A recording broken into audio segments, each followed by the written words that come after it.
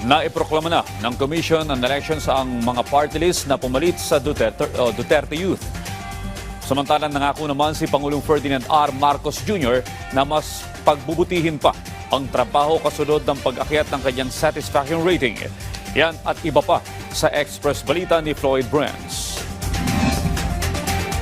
Ikinalugot ni Pangulong Ferdinand R. Marcos Jr. ang pagtaas ng kanyang satisfaction ratings, ngunit iginiit na tuloy lamang ang trabaho. Aniya, mas mahalaga na ipagpatuloy ang trabaho at serbisyo para sa taong bayan, anuman ang sitwasyon. Ayon sa SWS survey, nasa 46% ng mga Pilipino ang nagsabing naging maayos ang pagganap ng Pangulo sa kaniyang tungkulin. Naghayag ng kahandaan ng Department of Finance, government financial institutions at government-owned and controlled corporations na magpatang sa mga biktima ng magnitude 6.9 na lindol sa Cebu. Handa ang DOF sa Quick Response Fund at National Disaster Risk Reduction and Management Fund para sa relief at recovery operations ng mga nasirang istruktura sa Cebu.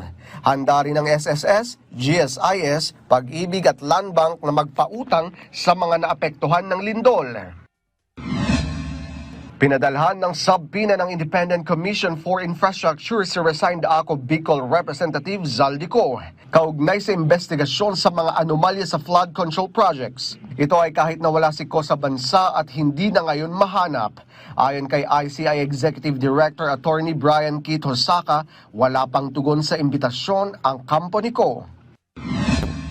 Arestado naman ang dalawang suspect na sangkot umano sa kasong robbery with homicide sa Taguig City.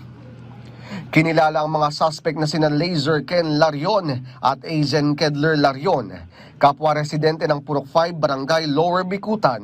Inaresto ang dalawa dahil sa robbery with homicide incident noong September 23, kung saan namatay ang kanilang biktima.